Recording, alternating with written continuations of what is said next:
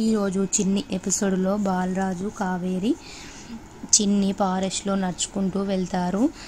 చిన్ని నాన్న మనం ఎక్కడున్నామని అంటుంది.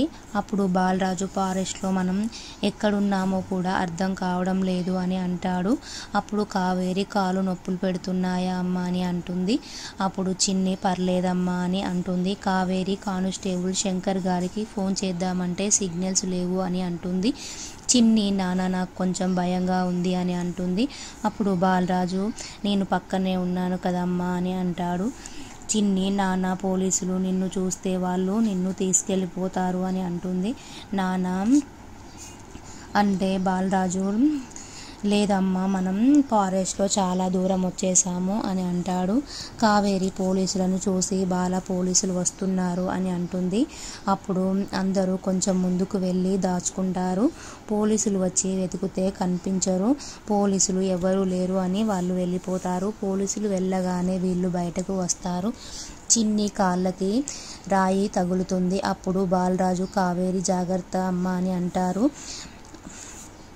లోహితకు చందు అన్నం తినమని తెస్తాడు. లోహిత నాకు అక్కర్లేదు అని విసిరివేస్తుంది. చందు నీకేమైనా పిచ్చా అని అంటాడు.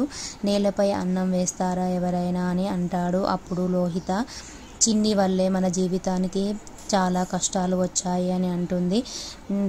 చందు పదే పదే చిన్నిని ఎందుకు అలా అంటావు అని అంటాడు. దీనికి అంతటికీ కారణం చిన్నినే అని లోహిత అంటుంది. మన అమ్మ నాన్న వల్ల గొడవలు మొదలయ్యిందే చిన్ని వల్ల. చిన్ని ఇంటికి రావడం వల్లనే మనకి ఇన్ని కష్టాలు. అలాగే చిన్ని ఇంటికి రావడం వల్లే బాలరాజు మన జీవితంలోకి వచ్చాడు, నాన్నని చంపేశాడు. చిన్ని మన ఇంటికి రావడం వల్లనే హాయిగా మనం రాజమండ్రిలో ఉండేవాళ్ళం, ఇప్పుడు పల్లెటూరికి వచ్చాము అని అంటుంది.